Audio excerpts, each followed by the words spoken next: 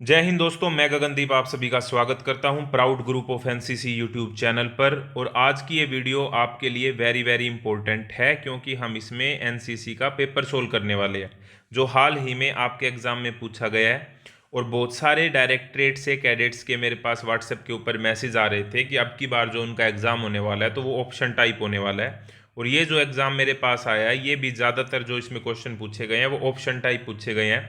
तो इसीलिए हम कुछ ऑप्शन टाइप क्वेश्चन को भी यहाँ पे डिस्कस करेंगे जो एग्जाम में पूछे गए हैं, और जो एग्जाम में लॉन्ग आंसर टाइप क्वेश्चन पूछे गए हैं हम यहाँ पे वो भी डिस्कस करने वाले हैं।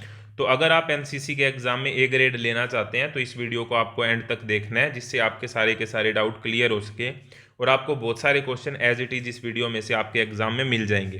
तो यहाँ पे जो पहला क्वेश्चन आज की वीडियो में हम कर रहे हैं वो है कि who is the iron man of India, यानी कि भारत के लौह पुरुष कौन थे। तो आपको पता है सरदार वल्लभ भाई पटेल जी जो थे उनको भारत का लौह पुरुष कहा जाता है, वे भारत के लौह पुरुष थे, आयरन मैन ऑफ इंडिया थे। राष्ट्रपिता किसे कहा जाता है, महात्मा गांधी को कहा जाता है, ये आपको पता होना चाहिए। जवाहरलाल नेहरू जी को चाचा नेहरू के नाम से जाना जाता था, ये बात भी आपको पता होनी चाहिए।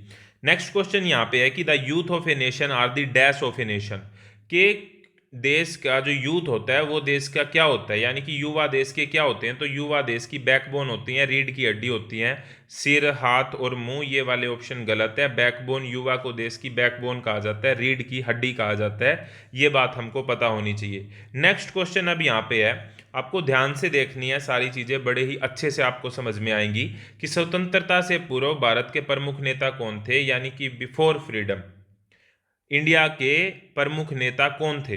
तो यहाँ पे देखो अटल बिहारी वाजपेयी जी और मनमोहन सिंह जी, ये तो आज़ादी के बाद के नेता हैं, और राष्ट्रीय कैडेट कोर कोई नेता नहीं है, तो ये भी हमारा ऑप्शन नहीं है। तो एक ही ऑप्शन बचा जो है चंद्रशेखर आज़ाद जी। तो स्वतंत्रता के पूर्व भारत के जो प्रमुख नेता थे वो कौन थे, चंद्रशेखर आज़ाद जी थे। नेक्स्ट क्वेश्चन की तरफ अब हम मूव करते हैं। ये क्वेश्चन हमारे यहाँ पर्सनैलिटी डेवलपमेंट और लीडरशिप से, आपको पता है इससे रिलेटेड भी क्वेश्चन हमारे एग्जाम में पूछे जाते हैं।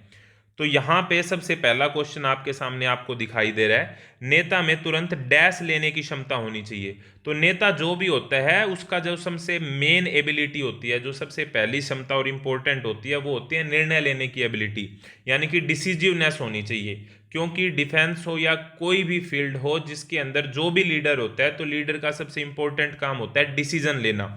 तो B option is the correct answer. देखो घबराना नहीं है, रंगना भी नहीं हो सकता और परिस्थिति छोड़ देना ये तो बिल्कुल ही नहीं हो सकता। तो B option is the correct answer for this question. Next question हमारा यहाँ पे है कि नेता इनमें से होना चाहिए, नेता को इनमें से होना चाहिए। व्यवहार कुशल होना चाहिए, बिल्कुल सही बात है। मंत्री होना चाहिए, जरूरी नहीं है। धनी आदमी होना चाहिए, ये भी जरूरी नहीं है। व्यवसायी होना चाहिए, ये भी जरूरी नहीं है। तो option A is the correct answer. उसका जो व्यवहार है ना वो कुशल होना चाहिए, जो भी नेता हो जो भी लीडर हो। ठीक है, लीडर की ये क्वालिटी होती है कि उसका व्यवहार कैसा होना चाहिए, कुशल होना चाहिए। नेक्स्ट क्वेश्चन हमसे यहाँ पे पूछ रखा है कि नेतृत्व के गुण हैं। ये क्वेश्चन वैसे आपसे पूछा जाता है लॉन्ग आंसर टाइप क्वेश्चन में कि क्या बताओ आप, लीडरशिप की एबिलिटी बताओ, लीडरशिप की क्वालिटीज बताओ। तो यहाँ पे नेतृत्व के गुण है, जागरूक होना चाहिए, बिल्कुल सही। आचरण अच्छा होना चाहिए, बिल्कुल सही। साहस होना चाहिए, बिल्कुल सही। निर्णायकता होनी चाहिए, ये भी बात ठीक है। विश्वसनीयता, क्रेडिबिलिटी होनी चाहिए, सहनशीलता होनी चाहिए, ये सारी की सारी चीज़ें ठीक है। इसीलिए ऑप्शन इसका क्या हो गया, डी, यानी कि इनमें से सभी, ऑल ऑफ दी अबोव जिसको हम कहते हैं इंग्लिश में। तो ऑप्शन डी हमारा जो हो गया वो करेक्ट आंसर हो गया। नेक्स्ट क्वेश्चन है यहाँ पे कि एचआरडी का मतलब क्या है, एचआरडी की फुल फॉर्म क्या है। आपके एग्जाम में फुल फॉर्म जो होती हैं वो पूछी जाती हैं, आपको पता होना चाहिए। इंपॉर्टेंट डेज पूछे जाते हैं, जैसे कि विश्व पर्यावरण दिवस कब मनाया जाता है, कारगिल शहीद दिवस कब मनाया जाता है, इस तरह के क्वेश्चन। आर्मी डे कब मनाया जाता है, नेवी डे कब मनाया जाता है, तो ये इंपॉर्टेंट डेज आपको पता होने चाहिए। इसके अलावा वन लाइनर क्वेश्चन तो आपके एग्जाम में पूछे ही जाते हैं, सही गलत आपके एग्जाम में पूछे जाते हैं, और सही मिलान भी आपके एग्जाम में पूछे जाते हैं, जिसमें हम इस तरीके से करके सही मिलान करते हैं। तो अगर आप चाहते हैं कि एग्जाम से पहले आपको पूरी की पूरी हैंडबुक को ना पढ़ना पड़े, आपका एग्जाम अगर पास है, आपकी उस लेवल की तैयारी नहीं है, और अगर तैयारी है और फिर भी आप चाहते हैं कि आपकी ए ग्रेड आ जाए, तो आप क्या कर सकते हैं कि एक पीडीएफ तैयार की गई है जिसमें सारे के सारे जितने भी प्रीवियस ईयर पेपर मुझे मिले हैं उनको सोल्व किया गया है। ये वाला पेपर भी उस पीडीएफ के अंदर है। इसके अलावा इंपॉर्टेंट डेज, एनसीसी के अंदर जो फुल फॉर्म पूछी जाती हैं वे, one liner question, short answer type question, long answer type question, और वे सभी क्वेश्चन जो आपके एग्जाम में पूछे जा सकते हैं। तो उसकी एक पीडीएफ बनाई गई है। अगर आप उस पीडीएफ को खरीदना चाहते हैं तो व्हाट्सएप नंबर आपको डिस्क्रिप्शन में मिल जाएगा, वहां से जाके आप व्हाट्सएप के ऊपर मैसेज कर सकते हैं और पीडीएफ को ले सकते हैं। अब हम नेक्स्ट क्वेश्चन की तरफ बढ़ते हैं। नेक्स्ट क्वेश्चन यहाँ पे जो क्वेश्चन नंबर 38 दिखाई दे रहा है। हाँ, आगे बढ़ने से पहले मैं एक बात आपको और बता दूं कि ये जितने भी हम एमसीक्यू टाइप क्वेश्चन कर रहे हैं ना, ये सारे के सारे मैं टेलीग्राम के ऊपर क्विज बना के अपलोड कर दूंगा, तो वहां पे आप फ्री ऑफ कॉस्ट प्रैक्टिस कर सकते हैं क्वेश्चंस की और अपनी तैयारी को बेहतर कर सकते हैं। टेलीग्राम पे आपको क्या करना है, proud group of NCC search करना है, जो अपने चैनल का नाम है, और आपको टेलीग्राम के ऊपर चैनल मिल जाएगा। उसका लिंक भी आपको डिस्क्रिप्शन में मिल जाएगा। क्वेश्चन यहाँ पे क्या है कि निम्नलिखित का जोड़ा मिलाओ, यानी कि सही मिलान करने हैं। अब देखो, इसमें जो आंसर लिखे हैं एक बार के लिए उसको देख ले, मतलब देख लेना, लेकिन वो गलत भी हो सकते हैं। मैं आपको साथ के साथ आपको सही आंसर बता रहा हूं। तो नेतृत्व का गुण कौन सा है? अभी अभी हमने देखा है कि विश्वसनीयता नेतृत्व का गुण होता है, कि नेता का गुण में क्या आता है, विश्वसनीयता आता है। पिछले क्वेश्चन में ही हमने देखा है। मौलिक अधिकार की बात करें, आपको पता है समानता का अधिकार, स्वतंत्रता का अधिकार, बोलने का अधिकार, ये सारे के सारे हमारे राइट्स होते हैं, अधिकार होते हैं। तो ये वाला हो गया इसका, ठीक है। अच्छा नागरिक कैसा होना चाहिए भाई? देशभक्त होना चाहिए, तो यानी कि ए के साथ ये मिल गया हमारा।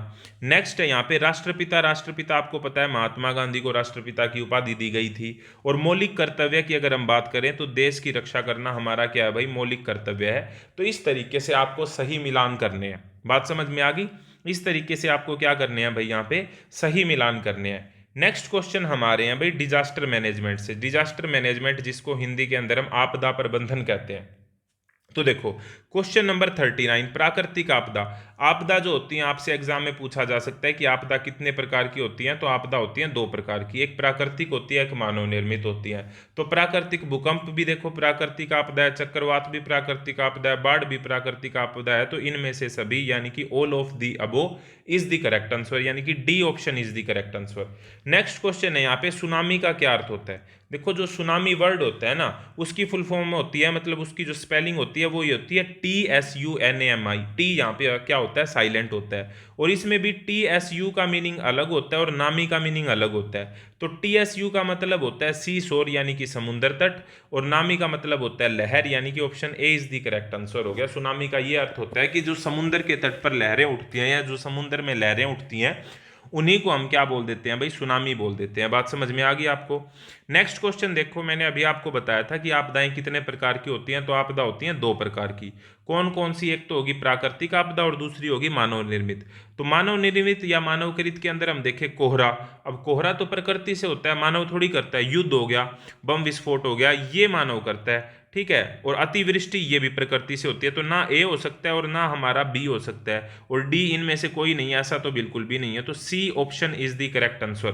कौन सा आंसर करेक्ट है भाई? सी ऑप्शन हमारा क्या है? बिल्कुल सही जवाब है। नेक्स्ट क्वेश्चन है यहाँ पे कि फायर फाइटिंग जो पार्टी होती है, फायर फाइटिंग पार्टी क्या करती है या क्या होती है? तो आग को कंट्रोल करती है। आग बुझाने वाली जो होती है उसी को हम फायरिंग कंट्रोल पार्टी कहते हैं, फायर फाइटिंग पार्टी कहते हैं। तो ये वाला हमारा ए ऑप्शन इसका क्या हो गया भाई? करेक्ट आंसर हो गया। नेक्स्ट क्वेश्चन हमारे दे रखे हैं सोशल अवेयरनेस से रिलेटेड और कम्युनिटी डेवलपमेंट से रिलेटेड। अब देखो सोशल अवेयरनेस की जब हम बात करें तो यहाँ पे एक टी साइन जो होता है, मान लो यहाँ पे कोई रोड जा रहा है इस तरीके से और आगे इस तरीके से कोई सिंबल बना रखा है, तो इसका मतलब है कि आगे डेड एंड है, यानी कि आगे वो रोड बंद है। तो B option is the correct answer, B इसका करेक्ट आंसर है। रक्तदान किया जाता है, रक्तदान कौन करेगा? जानवर करेंगे? नहीं। अस्वस्थ व्यक्ति? नहीं। इनमें से कोई नहीं, ये तो बिल्कुल नहीं है। तो स्वस्थ और एडल्ट पुरुष और महिलाएं, यानी कि ना बच्चे करेंगे ना बूढ़े करेंगे, स्वस्थ ही करेंगे, और पुरुष और महिलाएं दोनों कर सकते हैं। तो बी ऑप्शन यहाँ पे हमारा क्या हो गया भाई? करेक्ट आंसर हो गया। मैं छोटे छोटे करके इस वीडियो के पार्ट बनाता रहूंगा, इस सीरीज के पार्ट बनाऊंगा, और इस पूरी की पूरी जो हमारा पेपर है इसको मैं सोल्व करवाऊंगा। आपको जो बाकी वीडियो आएंगी उनकी नोटिफिकेशन मिलती रहे, इसके लिए आप चैनल को सब्सक्राइब कर सकते हैं और बेल आइकन दबा सकते हैं, ताकि जैसे ही मैं नई वीडियो डालूं आपको पता चल जाए। मैं जल्द ही वीडियो बना के इस पूरे पेपर को सोल्व करवाऊंगा। आपको ये वीडियो कैसी लगी कमेंट बॉक्स में जरूर बताइएगा, और इस तरह की और वीडियो के लिए जुड़े रहिए proud group of NCC YouTube channel के साथ। नेक्स्ट वीडियो तक जय हिंद, जय Bharat, thank you very much.